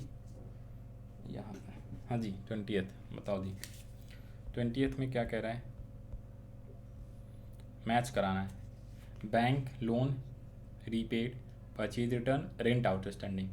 तो बताओ जी option B expense, liability, liability increase decrease. तो सबसे पहले बताओ जी एक्सपेंस इन तीनों में से कौन सा है? एक्सपेंस एक ही है ना। एक्सपेंस कौन सा है? Rent outstanding, rent purchase return या bank loan repaid? Sir rent expense नहीं। आउटस्टैंडिंग रेंट क्या होता है? एक्सपेंस होता है या लाइबिलिटी होती है? लाइबिलिटी होती है नहीं, क्योंकि बाद में पैसे जाएंगे, बट रेंट एक्सपेंस होता है। परचेज रिटर्न क्या होता है? पर परचेज रिटर्न तो रिटर्न आउटवर्ड परचेज। हम्म, परचेज परचेज क्या होता है? परचेज, पर परचेज एक्सपेंस होता है। परचेज एक्सपेंस है तो परचेज रिटर्न भी एक्सपेंस। ओके हम इसको वापस कर रहे हाँ हैं। जी। जब हम परचेज करते हैं, परचेज अकाउंट डेबिट टू हाँ कैश, परचेज को डेबिट करा, हाँ कैश चला गया, एक्सपेंस। जब हम परचेज को हाँ। वापस कर रहे हैं तो क्या करते हैं? कैश डेबिट या name debit to purchase return. Purchase yes return को हम सर। क्या कर रहे हैं? क्रेडिट कर रहे हैं, हाँ डिक्रीज कर रहे हैं, राइट। एक्सपेंस और हाँ। डिक्रीज समझ में आई बात है सबसे पहली बात। अच्छा ठीक ठीक है, है। बाकी ये दोनों लाइबिलिटीज़ है। आउटस्टैंडिंग वाला जो होता है outstanding rent, rent hmm, is not expense. ये गलती करेगा बच्चा। रेंट आउटस्टैंडिंग है, रेंट एक्सपेंस होता है हम्म, लेकिन rent outstanding is liability. Four special item, फिर भूल गए। फोर ये बहुत आता है, याद है ना। Yes sir. आउटस्टैंडिंग हाँ हाँ। एक्सपेंसेस, प्रीपेड एक्सपेंसेस, फिर क्या था? अक्रूड इनकम, है हम्म। जी, और एडवांस इनकम। हाँ हाँ, तो सर तो ए होगा ना आपको फिर। मैंने बताया आउटस्टैंडिंग एक्सपेंस क्या होती है? लाइबिलिटी। प्रीपेड जो होता है लाइबिलिटी। वो एसेट्स, अक्रूड इनकम हाँ। एसेट्स, और ये यस होती सर, है यस सर। लाइबिलिटी। देख रहे हो कितना वो है? हाँ हाँ किसका हाँ किसका बैलेंस बीडी होता है? तो लाइबिलिटी का क्रेडिट बैलेंस होएगा, लाइबिलिटी का क्रेडिट बैलेंस, हाँ एसेट्स का डेबिट, एसेट्स का डेबिट, हाँ। लाइबिलिटीज़ का क्रेडिट। तो क्रेडिट है हम्म तो इसे हम क्या करेंगे? प्लस करना है तो डेबिट, माइनस हम्म। करना है, उल्टा बोला ना, प्लस करना है तो क्रेडिट है तो क्रेडिट ही, उल्टा करना है तो डेबिट। डेबिट हाँ एसेट्स हाँ। है तो प्लस करना है तो डेबिट, माइनस करना है तो क्रेडिट। वैसे ही इन दोनों का भी हो जाएगा। अब इससे भी लगा सकते हो। तो ये है आउटस्टैंडिंग लाइबिलिटी, और आउटस्टैंडिंग लाइबिलिटीज़ है तो इसको हम इंक्रीज़ करेंगे कि डिक्रीज़ करेंगे? तो आउटस्टैंडिंग लाइबिलिटीज़ तो इंक्रीज़ होगा भैया, आउटस्टैंडिंग हो गया, अभी तक हमने पे करा नहीं हो है, गया। और नया आउटस्टैंडिंग हुआ तो और हमारी लाइबिलिटी बढ़ गई, तो लाइबिलिटी बढ़ इंक्रीज़। गई। लेकिन हाँ। Bank loan is liability, but इसको रीपे कर रहे हैं, रीपे। हमने लोन लिया हुआ था ऑलरेडी पहले से, लाइबिलिटी है, अब हम उसको वापस कर रहे हैं। तो वापस कर रहे हैं तो हमारी लाइबिलिटी घट गई, लाइबिलिटी तो है लेकिन लाइबिलिटी डिक्रीज़ हुई है। समझ में आया? यस सर, आ गया सर, आ गया आ गया। अब मिला लो इसमें से कौन सा ऑप्शन है। ए का बी है, ए होगा। टू का ए है। ए का बी, टू का A. Option A is correct और सी का C. Yes sir. Next. 22। If the amount of any known liability cannot be determined accurately, provision should be created, definite liability should be created, reserve should be created, should be shown as contingent liabilities। बताओ जी बताओ कौन sir सा आएगा? Provision वाला ए होगा ना। बिल्कुल सही, आपने चैप्टर भी पढ़ा है प्रोविजन रिजर्व। रिजर्व बनाते हैं किस सर लिए? पता नहीं, मुझे रिजर्व डाउट प्रॉफिट था में से इसमें। बना लो, लेकिन कोई हाँ। ज़रूरी नहीं है फ्यूचर में फ्यूचर में अगर लॉस होने वाला होता है तो हम उसके लिए पहले प्रोविजन बनाते हैं। Provision for depreciation, provision for doubtful debts. Yes sir, yes known sir. Liability जो होता है फ्यूचर की, नोन लाइबिलिटी वर्ड एग्जैक्टली यही लिखा हाँ हुआ है प्रोविजन के डेफिनेशन में, नोन लाइबिलिटी। हाँ। ओके हाँ जी बताओ। हम्म। सर 24।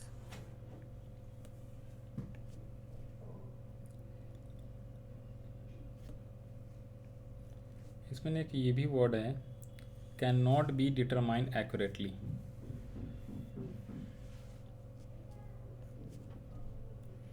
इसका ना एक बार देखना यार, कंटीजेंट लायबिलिटीज़ भी हो सकता है। कंटीजेंट लायबिलिटीज़ का मतलब भी यही होता है कि फ्यूचर में जो लायबिलिटी होने वाली है लेकिन हमें एक्चुअली में पता नहीं है कि कितना होगा। तो इसका ऑप्शन जो है ना ए भी हो सकता है और डी भी हो सकता है। कॉन्टीजेंट लायबिलिटीज़ जो होती है, कॉन्टीजेंट लायबिलिटीज़ फुट नोट में दिखाया जाता है बैलेंस शीट के नीचे। कॉन्टीजेंट का मतलब which is uncertain, uncertain liabilities, future में हो सकती है हमारी कोई लायबिलिटीज़। ठीक है भाई, ये नॉन लायबिलिटीज़ है ना, तो नॉन तो प्रोविज़न ही होता है, अननोन लायबिलिटीज़ कोई होती है उसे कॉन्टीजेंट बोलते हैं। यस ठीक है, तो यही ऑप्शंस करेक्ट है, ए प्रोविज़न वाला। हाँ जी, आगे बोलो। Next sir 24। 24। वैसे अपने पास ये वाला चैप्टर्स भी था ना, देखो एक बार पढ़ा दें, provisions and reserve, chapter number 16। अरे सर अभी क्यों पढ़ा रहे हो, पहले मेरा नहीं डाउट नहीं, क्लियर बस करो। बस ये वही आप ही का डाउट देख रहे हैं ना, प्रोविज़न का डेफिनेशन ना, ये देखो ना, it is created for non liabilities, right. तो इसी भी आंसर हो गया प्रोविज़न। ए ओके, एंड कभी लिखा हो चार्ज अगेंस्ट प्रॉफिट तो भी प्रोविज़न होता है। Appropriation of profit is reserve. आ जाओ जी, अब कौन सा क्वेश्चन नेक्स्ट? ए 24 24। नहीं, हाँ 24। On 1st October 2021, the bank OD in the cash book was 2000। Bank OD का मतलब है माइनस वाला, माइनस कॉलम है ना। On On deposit depositing 10,000। 10,000 into bank and giving a check of rupees 7,200 for rent, the हाँ balance will be। तो 2000 minus का है, बैंक में हमने हाँ जमा करा है तो प्लस 10,000 और रेंट पे करा है हाँ, तो 7,000 माइनस, तो 1,000 ये पॉजिटिव का है। कॉन्ट्रा एंट्री हो गया एक। ओ सीधा दी बैलेंस मैं पूछा तो है ना इसने, तो नहीं बैलेंस का नहीं सर, मतलब बैंक का बैलेंस, बैंक का बैंक का बैलेंस, बैलेंस कैश बुक ऐसे क्यों? भाई। अच्छा तो क्योंकि credit balance of cash book तो डेबिट बैलेंस ऑफ बैंक जानना है। कॉन्ट्रा एंट्री जो है आपका, जो आप कह रहे हो ना, ऑन डिपॉजिटिंग 10,000 इनटू बैंक, तो कॉन्ट्रा तो हाँ होएगा, लेकिन कैश बुक में क्या हाँ होगा, माइनस, और बैंक में, हाँ, बैंक वाले कॉलम में प्लस, प्लस है ना। Cash plus. कॉलम में माइनस, बैंक में प्लस, तो कैश कॉलम का हमें बैलेंस थोड़े बताना। इसने बोला लास्ट में क्वेश्चन क्या पूछा, दी बैलेंस विल बी, तो किस चीज़ का बैलेंस, कैश बुक का कि बैंक कॉलम का, कैश कॉलम का कि बैंक बैंक कॉलम का, का। हाँ, बैंक कॉलम बैंक का। कॉलम का, तो सिर्फ हम बैंक की बात करेंगे। हाँ बैंक में, कैश बुक में बैंक कॉलम हाँ ओवरड्राफ्ट है, मतलब कि बैंक में 2,000 रुपये यस। है ना। क्या? अच्छा 2,000 बैंक में माइनस का हाँ हाँ हाँ है ना। और डिपॉजिट करा तो बैंक में बढ़ गया 10,000, और हमने रेंट पे करा है चेक से तो 2,000 का 7,200, सॉरी 7,200 का चेक से पेमेंट करा है, मेरे को लगा 7,200 है। तो आ नेट गया नेट मतलब अमाउंट ठीक हो कितना आ गया। गया, सर 10, नेट अमाउंट 800 आ जाएगा, 800 आ जाएगा। 800 है ना। और 800 हाँ पॉजिटिव का कि नेगेटिव का, पॉजिटिव प्लस बैंक में प्लस आइटम मतलब क्रेडिट प्लस क्या है? बैलेंस या डेबिट 800 बैलेंस। 800 है क्रेडिट बैलेंस। हम्म, क्रेडिट सर बताओ कंफ्यूज बताओ। कर रहे हो मेरे को। कैश बुक में है ना, अपना अपना पर्सपेक्टिव डेबिट होगा। सर बैलेंस, ये तो कैश है ना, पासबुक नहीं है, कैश बुक है तो डेबिट ही होगा। बिल्कुल ठीक है जी। Yes sir. और बताओ। सर 26, यहाँ पे कुछ सही नहीं है कोई भी ऑप्शन। अच्छा, आपको लग रहा है, से नहीं, देख लेते हैं। Which of the following statement is correct, as per the conservatism principle the valuation of stock is at lower of cost और net realisable value, whichever is lower. आपने बोला था कि कंजर्वेटिज्म तो प्रूडेंस का सब्स्टिट्यूट होता है। हाँ हाँ, अभी बताते हैं आपको। The convention of conservatism takes all the prospective losses but leaves the prospective profits. The dual aspect concept state the proprietor of business is treated as an external. तो इसमें तो भाई ये वाला सही है, ये भी सही है और ये भी सही है, तीनों सही ऑप्शन बोला है। कौन सा नहीं आया इसमें बताओ। नहीं सर गलत है थर्ड। थर्ड गलत है, कैसे बताओ। प्रोप्राइटर इंटरनल होता है।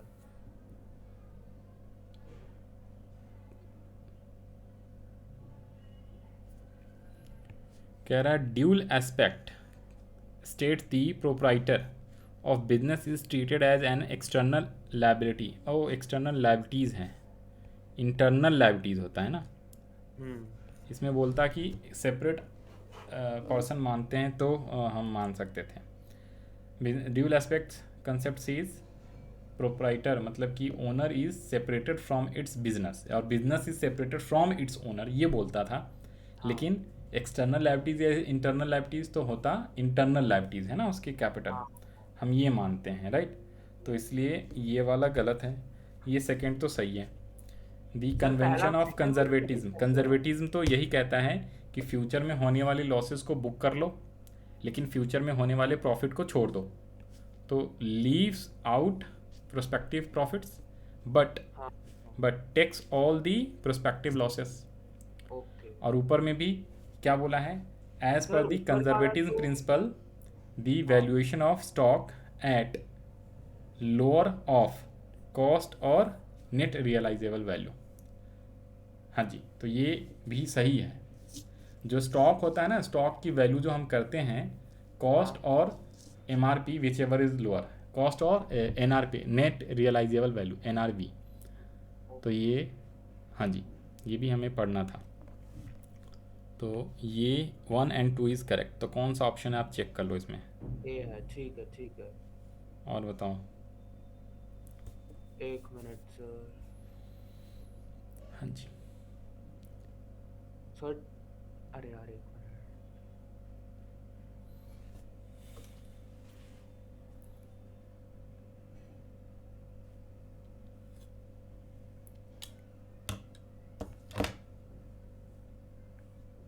सर 36 क्या कह रहा है? 37 सॉरी 37 ओके। 37 कह रहा है क्या, असर्शंस एंड रीज़न, है ना जी। Whenever goods are going out of the business without sale purchase account is credited, मतलब कि ये ड्राइंग्स की बात कर रहा है। ड्राइंग्स, डोनेशन, चैरिटी, याद आया, लॉस, तभी हम क्रिएट करेंगे परचेज को। नीचे बोला है goods will be recorded in the purchase book first and not in any other account.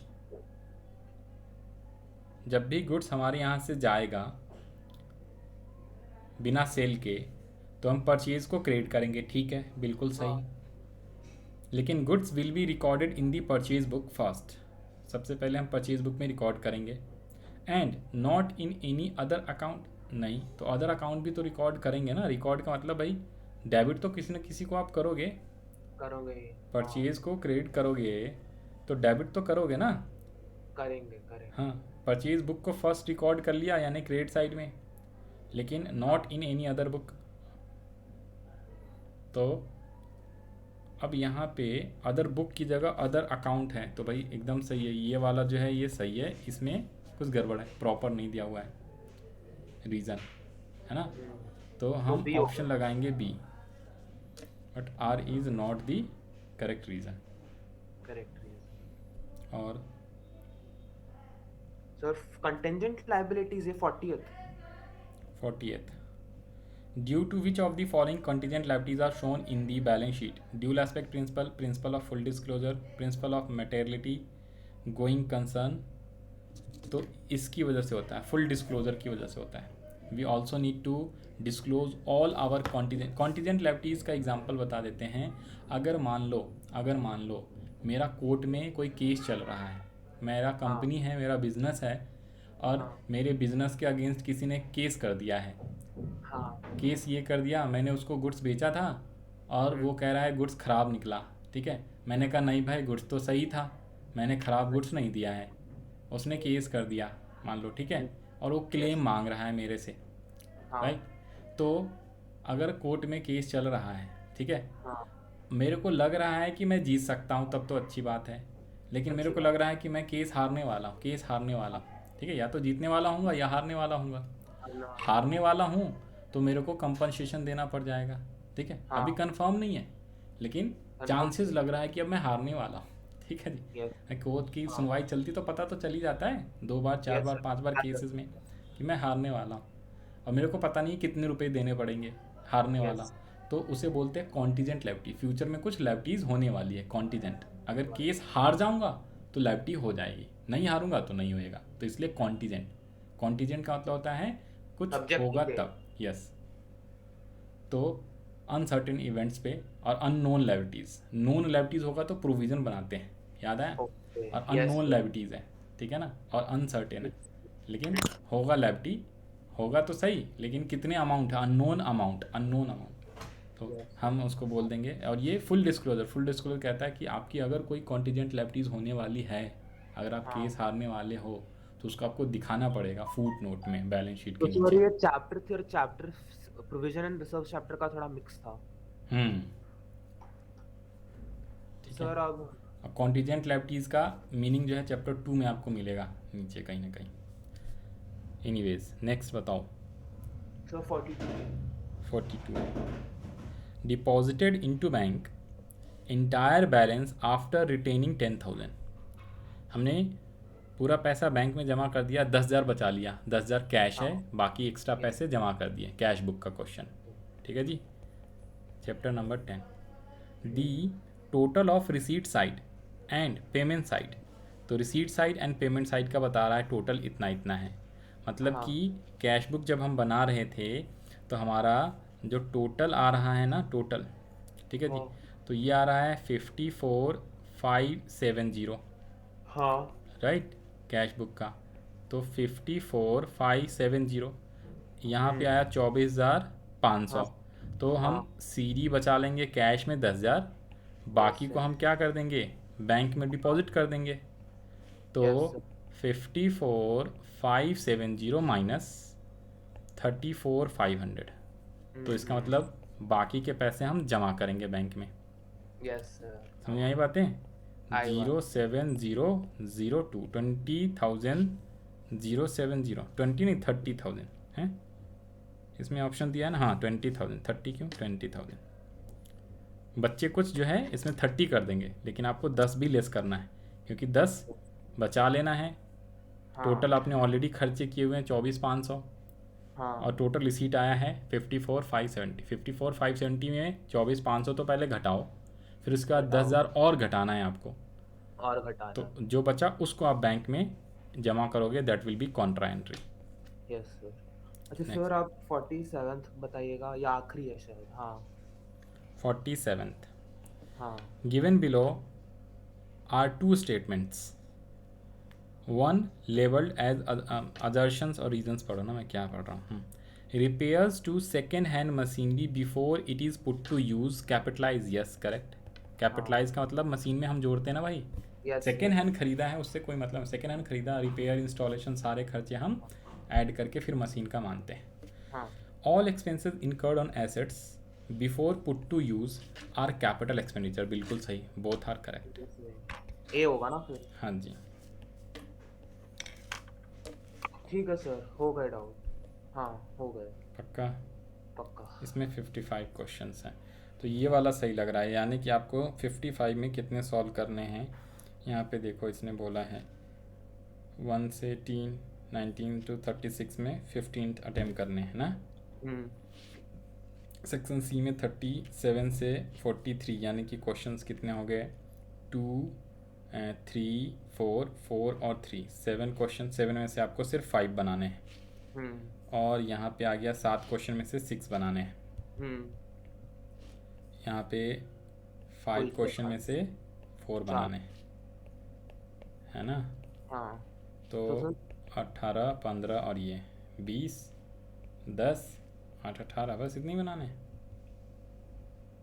30, 40, 48, 48 question बनाने 55 में से। 48 किस हिसाब से इन्होंने दिया है, खैर कोई बात नहीं। 48 का मतलब हो गया 40 मार्क्स का है ना, तो 48 डिवाइडेड बाय 40 करो,